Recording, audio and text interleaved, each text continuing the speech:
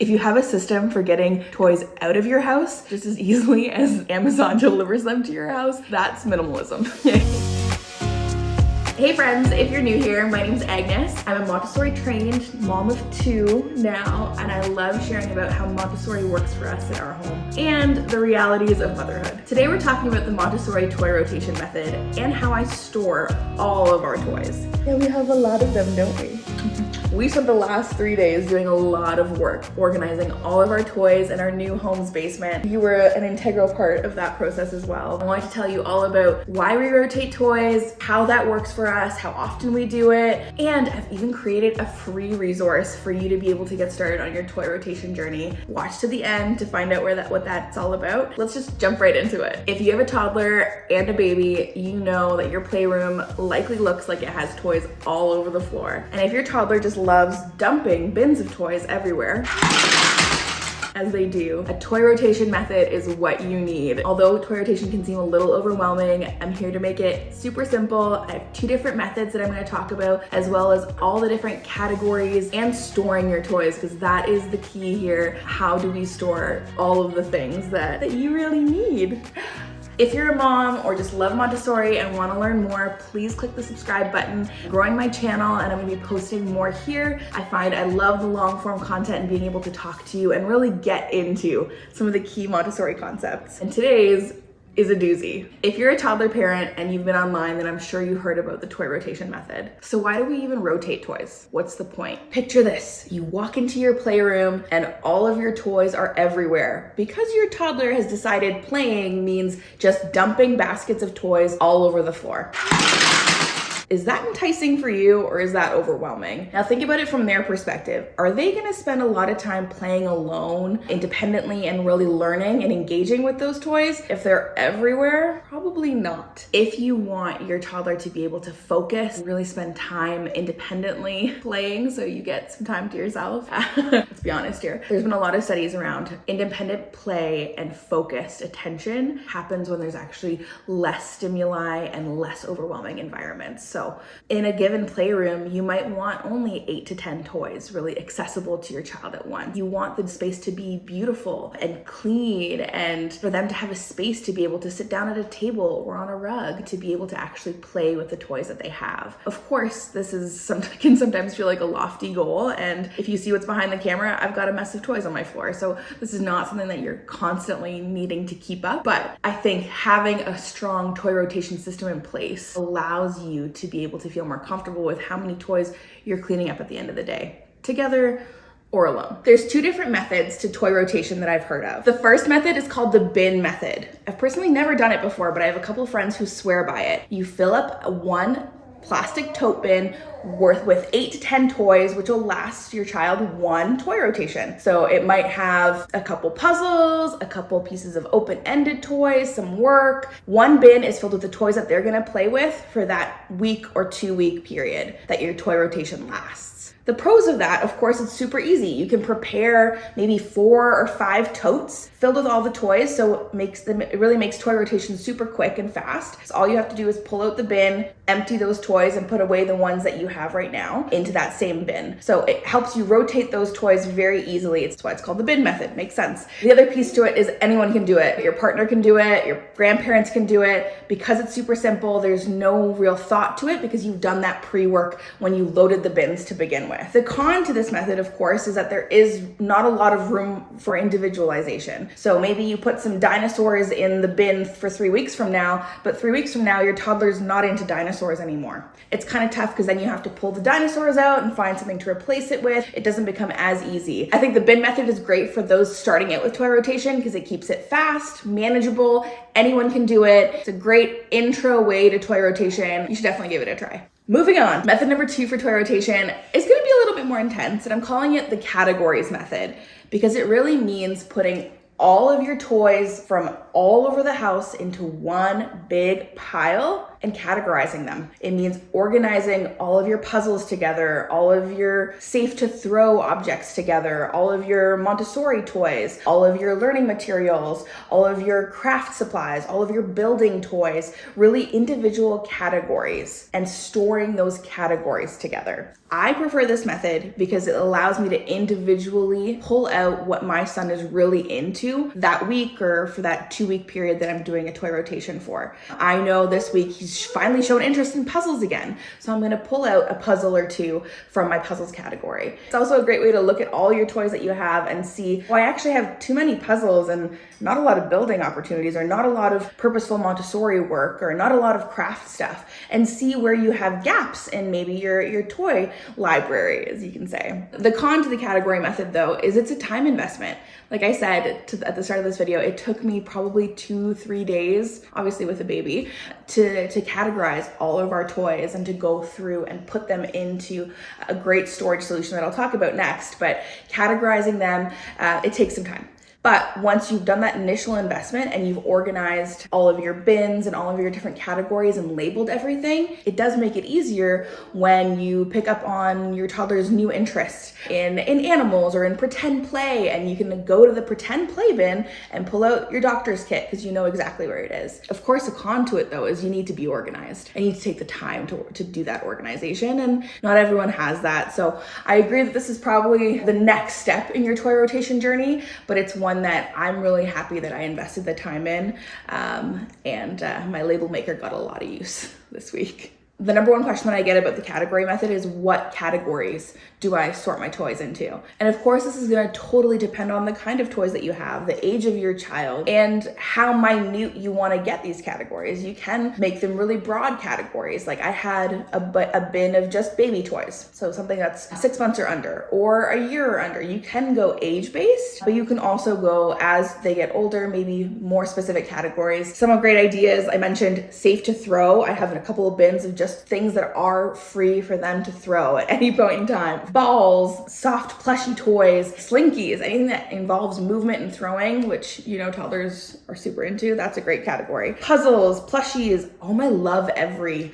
toys, I have them categorized together. And then just Montessori toys as well. Sarah's silks, building items, blocks. My favorite categories that Mr. F is really into right now is a character bucket. So all of his little guys, right? Whether they're wooden figurines or whether they're little plastic miniatures, all of his characters go into there. And I've loved to see how much his pretend play has increased because he has the access to characters that he can make move and grow. And then the other piece is animals. An animal basket. I think every probably toddler parent has a bunch of plastic animals, but having an animal bucket has been really clutch for us. Games, learning materials, flashcards. I've started separating those out as well, and that makes, you know, Friday night game night so much easier. We can just pull out the box of games that you can access and play together. So those are just some categories, but you don't have to stick to those. You have to look at what you have and arrange them in the way that makes sense for your family and for your brain, frankly.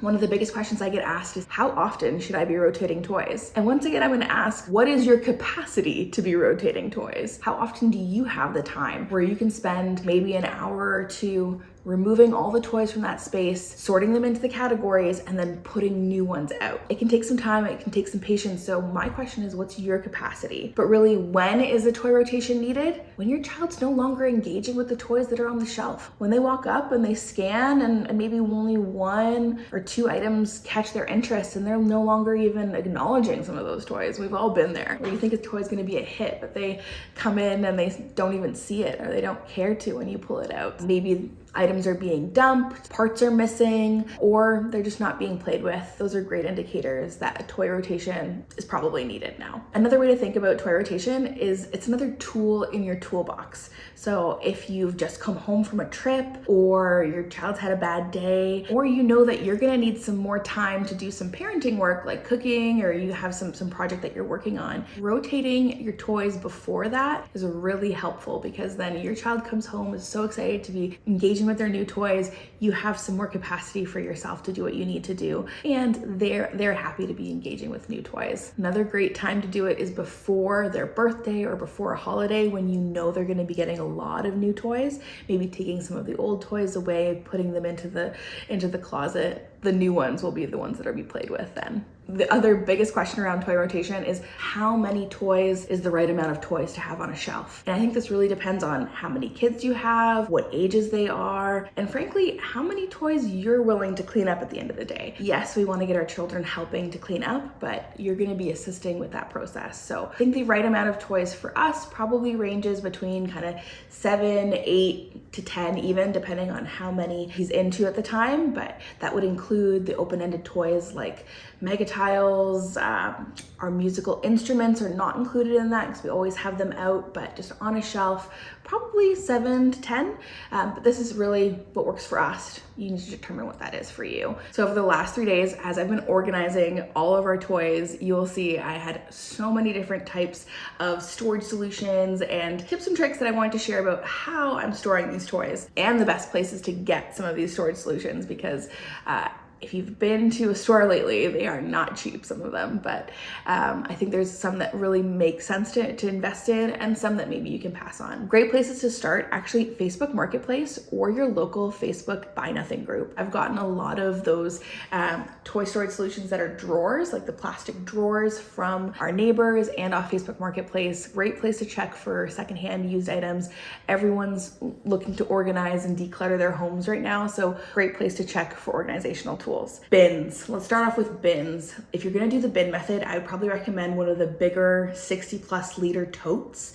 Costco has a great deal on those prices. Our dollar store here in Canada, Dollarama, has some smaller clear plastic bins that are also at a great price, but I'd recommend clear. Clear is so much easier to be able to see what's inside, keep track, and keep it organized for yourself. Find the clear bins first. Next is shelving to consider. Of course, this depends on what kind of space you're using. Our last 2 homes has been a closet, but if you don't have access to a closet, maybe space in one of your own closets or under bed solutions. Under bed totes would be a great idea, but shelving is really important.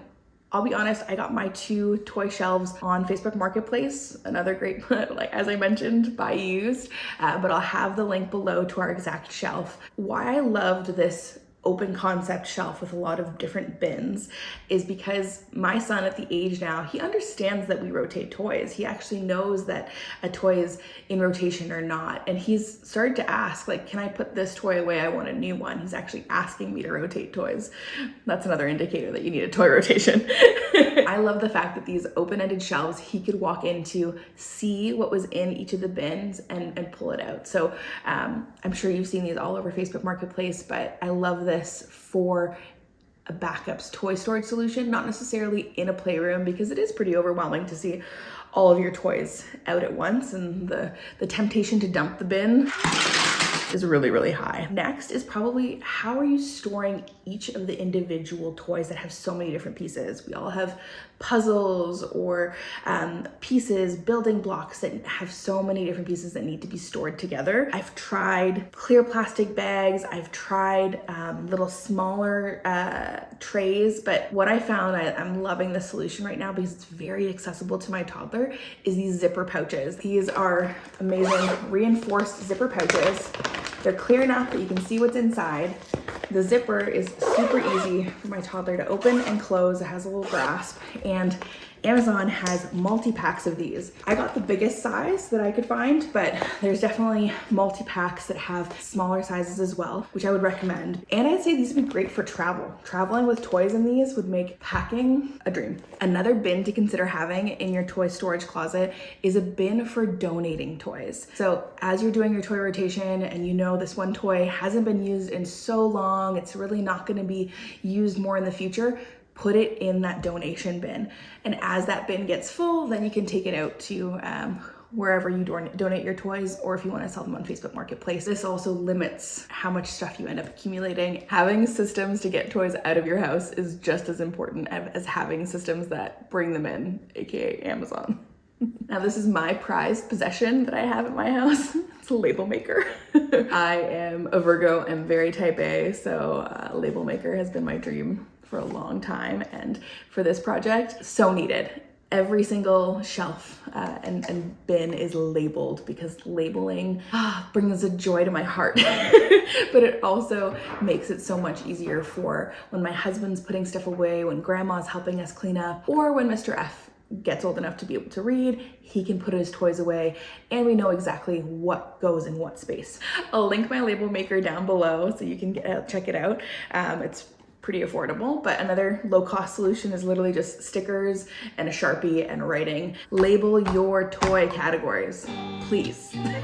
So at the end of this video, if you're feeling super overwhelmed by all the things and all the methods and all the different categories, I totally get it. I was there when I started too. So what I've created for all of you for free is a free resource, essentially a checklist for all the different toy rotation steps. So the category method, the bin method, things to consider when you should start doing it, and even a reminder for you to have up in your playroom or in your kitchen. It's a free resource available for download. The link's gonna be in the description box below. Please check it out. I think it'll help you and all your families to get started on your toy rotation journey.